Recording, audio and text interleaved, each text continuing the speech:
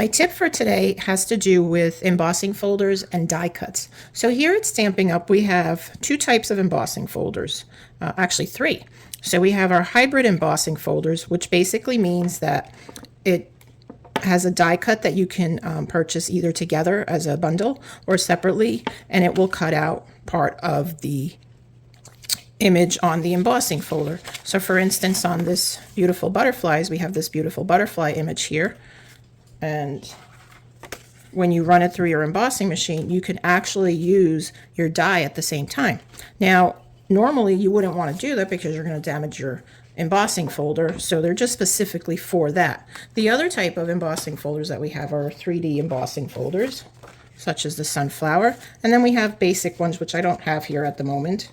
But my tip for today is, and I'm sure it's happened to you because it's happened to me, you're making cards, you're in a rush, and you're like, oh, let me just emboss this first, right? So you emboss it and then you die cut it later.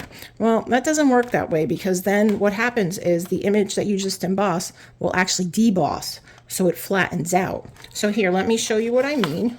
So I'm going to take our sunflower 3D embossing folder. So I need a piece of cardstock, and I'm just going to place it probably around here because I want to get this beautiful sunflower there cut out.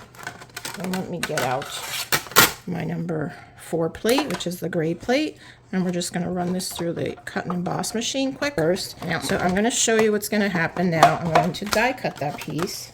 So let's put our plates here. We have 2, 3, and then I've got my emboss piece here, and I'm just going to use the Essentials dies, and let's do this one right here. Okay, so now I'm going to run that through.